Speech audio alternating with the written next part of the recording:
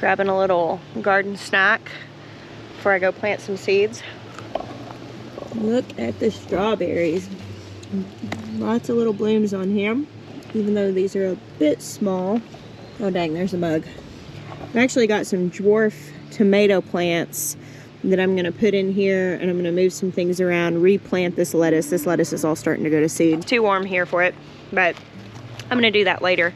Right now I'm gonna go out and work on sowing some seeds out in the garden. Two things before I forget. You guys are gonna see this on Monday, May the 9th. It's the last day for Greenstock's Big Mother's Day sale.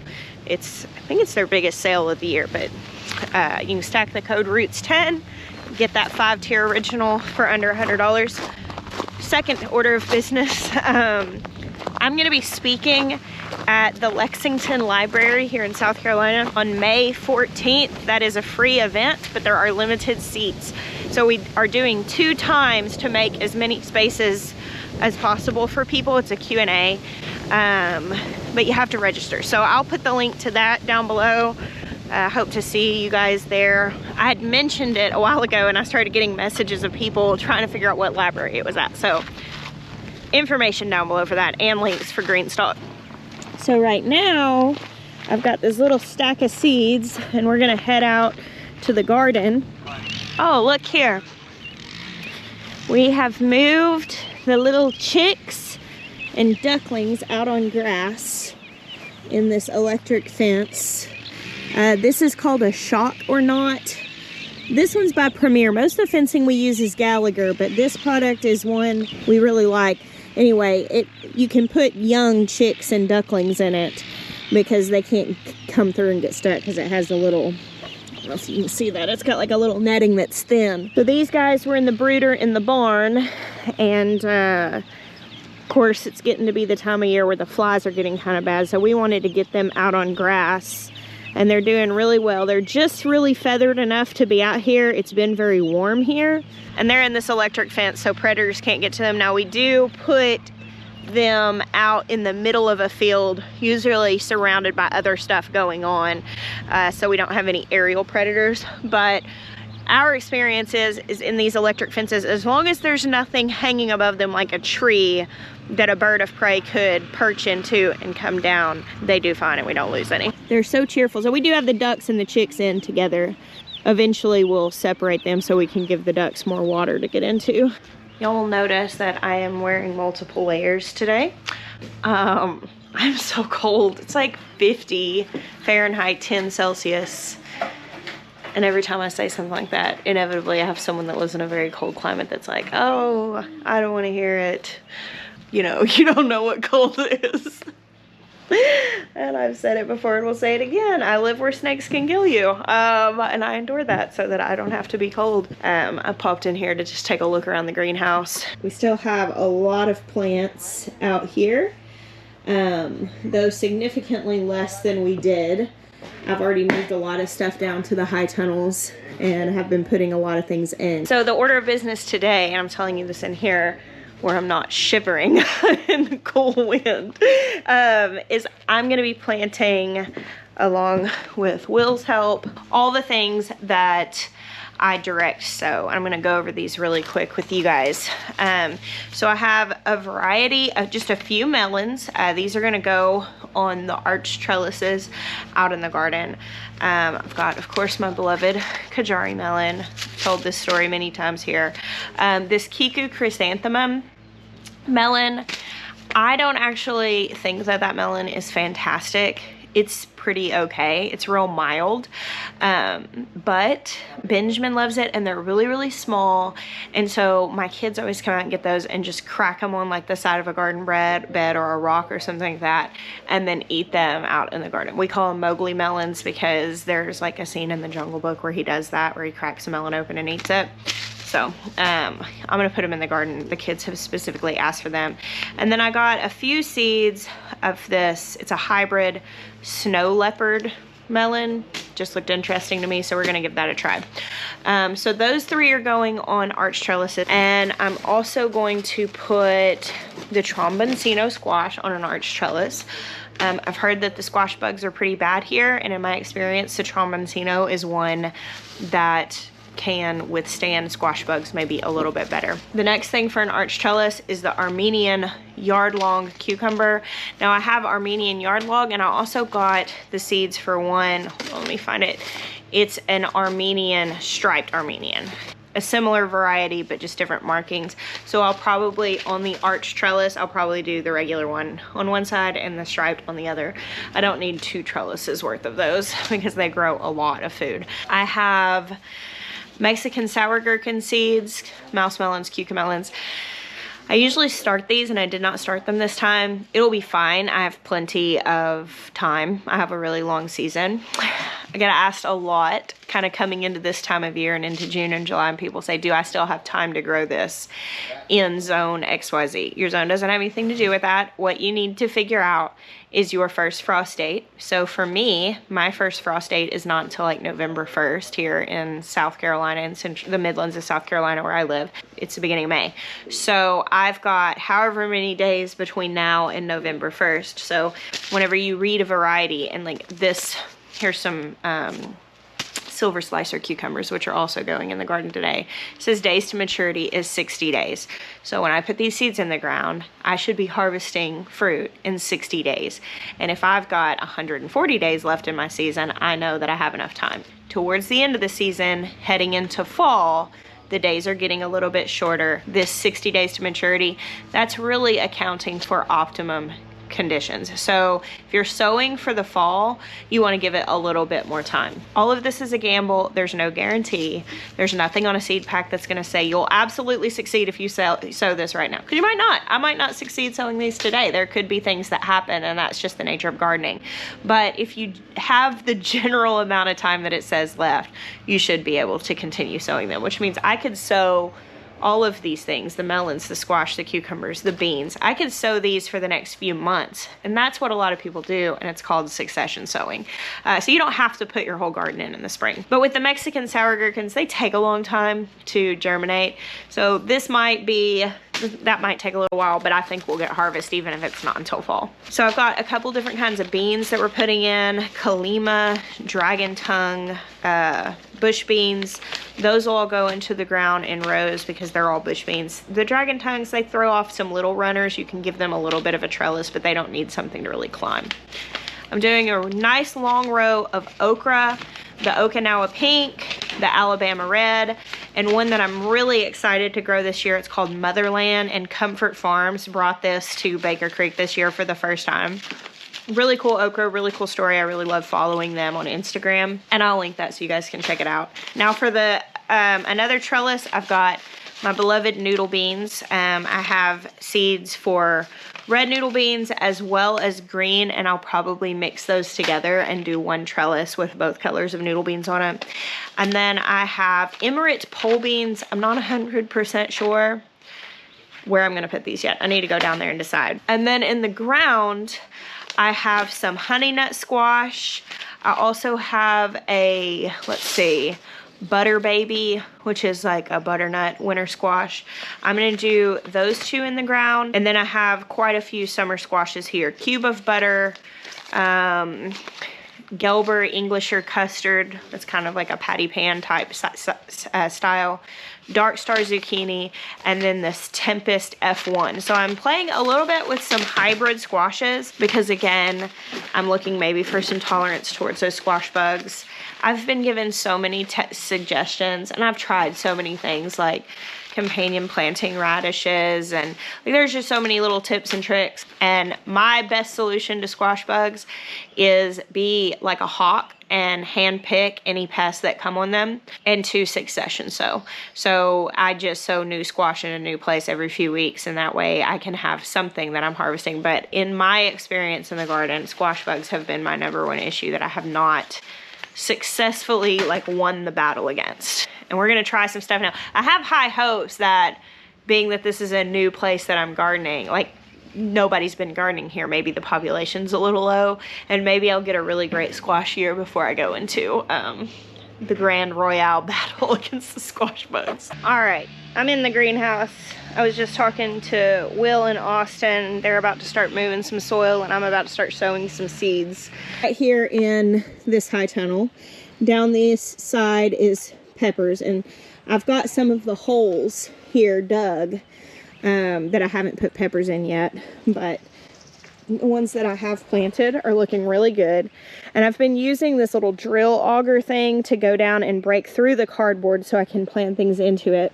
Here I've got all of these tomato plants in, and then back here, that's eggplants, ground cherries along the backside. And all of these went in as started plants. One of the issues with starting no-dig beds without giving them a lot of time, which I've been showing you guys the process that we're establishing what will be no dig beds, is we're putting this cardboard down, we're putting compost on top of that, and then we're putting mulch on top of that, which is going to age beautifully. But one of the big issues, and I have shared this in other videos, is that that cardboard, you kind of want to break through it so your plants can get down to the native soil to make sure that they have space. So when you're direct sowing seeds into that, that can be kind of an issue because your seedlings may come up, but then they might end up getting stunted. I'm taking that drill auger, and like here, I drilled some holes down, which broke the cardboard, and brought it back up. And we're just gonna take some good soil, like some real fine soil, essentially like potting mix, and just fill it in these holes so that we can then direct sow those seeds into these holes and they'll have somewhere to go. So right here in this front row, I've got some zinnias here, and then there's gonna be a trellis here. I'll use a piece of cattle panel, and that's just gonna be a row of cucumbers. I'll probably do another row of cucumbers on this bed. Probably not 3 rows because that's a lot of cucumbers. I am intentionally putting my cucumbers in the high tunnel because it's gonna have a shade cloth. And cucumbers can get a little bit bitter if they're in very hot conditions. And so I'm hoping that the shade cloth will allow me to have cucumbers longer. I'm planting those silver slicers. Those, in my experience, do not get bitter skin when a lot of other varieties go bitter, and they work really great for eating fresh or canning, which is what I'm gonna be doing. I'd like to have the option to do both of those things.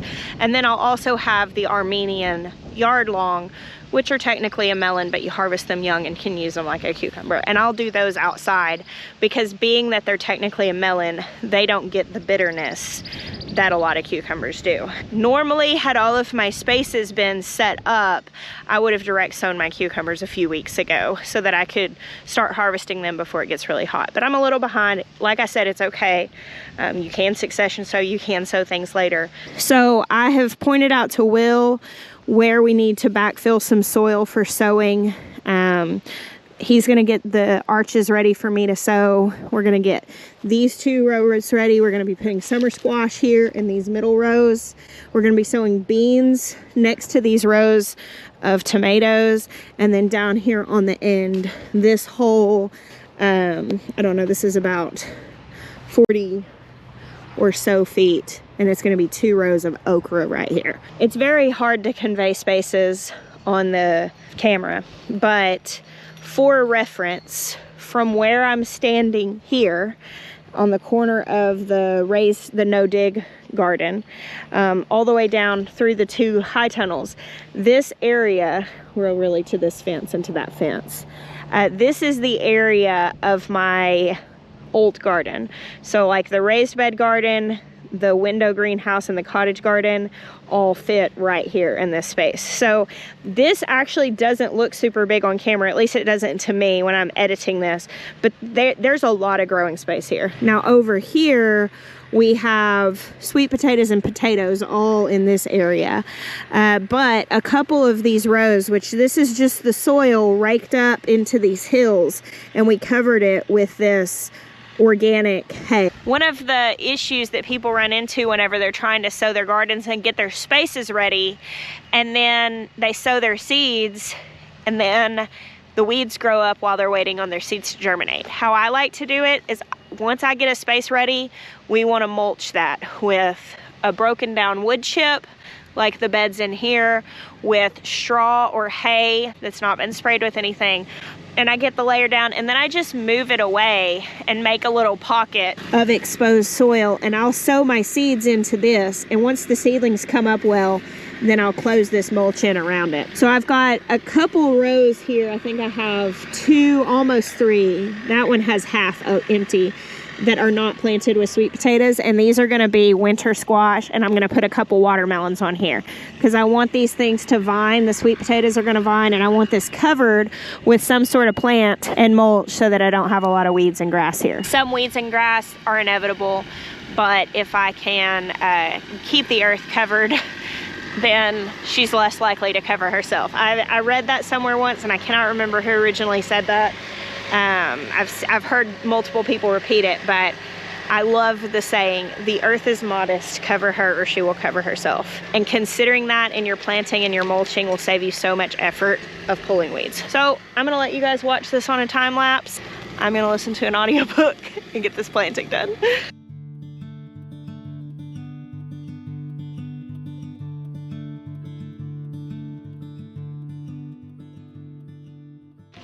Okay, couple quick tips about sowing things. When you read a seed packet, they're gonna have your sowing suggestions. They're gonna tell you about how deep to sow things, about how far apart. And they're also going to tell you row spacing. A lot of people get really tripped up on this, and they get really confused, especially when they're planting in like raised beds or whatever. The seeds in that packet have no idea what the person who put them in that packet wrote on the packet. In fact, I've never known a seed to follow planting instructions or growing instructions. That is somebody sharing their experience with you and what they found that worked for them. So please do not be crippled by that. This honey nut squash.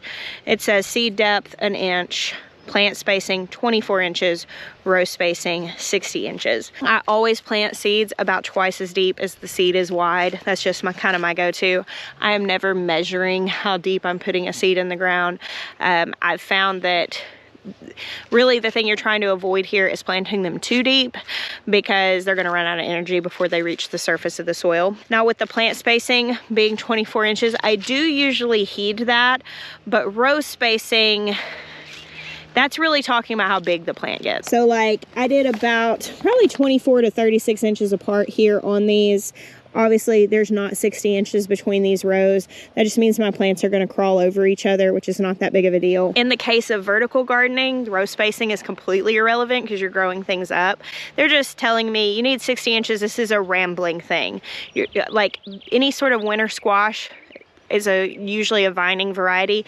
They can take up 20 square feet of ground, and that doesn't mean you should necessarily give them their own 20 square feet of ground. A lot of times they're fine just kind of like mingling together. So when I'm planting these things in like raised beds, I usually just heed the plant spacing. And granted, sometimes I have a mess. Sometimes I've got vines everywhere trying to take over my pavilion, but I'm not mad about it. You know, like I don't dislike unruly things. So I just kind of let the chips fall. And so in all of these places, I just came, dug a hole, put those seeds in and covered them up, and I'll leave it like this. I also like doing it like this with the mulch and making the holes, because I can see where I've got seeds planted and where I should have plants coming up. That way I don't accidentally overplant. So I'll just leave those little holes in the mulch until those plants get good and established, and I'll close it in on them. So I just ran down to the house to grab some watermelons. I've got some sugar baby watermelons as well as one called Carolina Cross that's supposed to do well here. But I also have these other seeds that Will brought.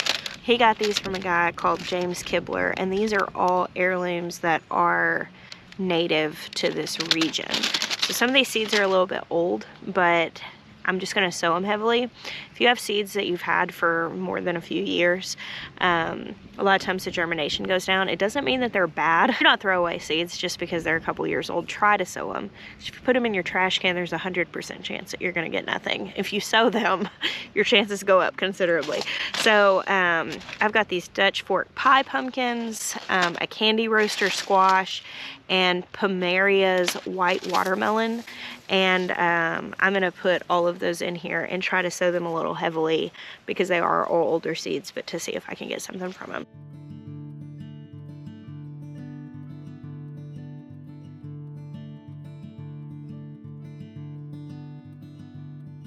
All right, the time has come to plant the noodle beans on the cattle panel trellis.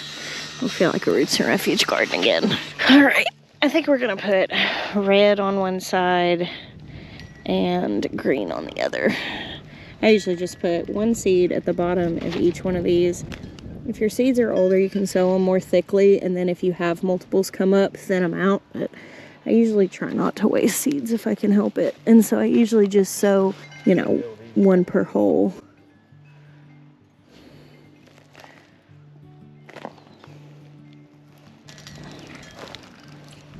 Sometimes an extra falls in, which is not a big deal. Look at those pretty seeds.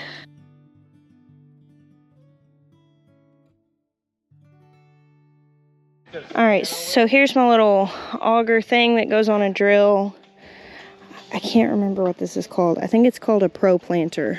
Maya got this for me for my birthday, and I didn't even open it until like recently. I had no idea how good it was gonna be. Oh, but I'm doing these holes, and I'm putting 3 per each bottom of the trellis. Now in the past I've only done like 2 cucumber plants on one side, or 2 tromboncino squash on one side, 2 melons on one side, but I had a really good established soil in Arkansas, and here this isn't established yet. So I don't think the plants are going to be as vigorous, so I'm going to do 3.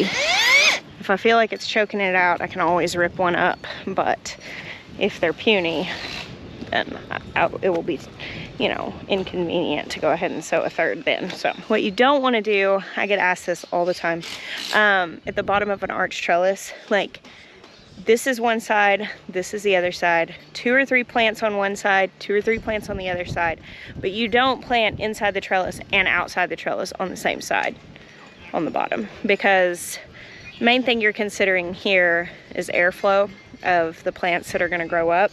And if they're real bushy and thick, you know, more than 3 plants on, you know, 4-foot growing space like this, they're just going to choke each other out. And when you don't have airflow is when you get stuff like powdery mildew, fungal disease, all of that. Now I plant on the inside of the bottom of trellises. If it works better for you, you can plant on the outside. I just do this because when I'm tearing plants out at the end of the season, I just find it easier to be able to access the roots on the inside, but that doesn't really make much of a difference. My camera is about to die, so I'm gonna go ahead and wrap this up so I can make sure that you guys see it soon. Thank you for hanging out with me today and planting my garden. I'm so excited to see this space full of life. Like, I really can hardly handle it. I bless you guys. Until next time.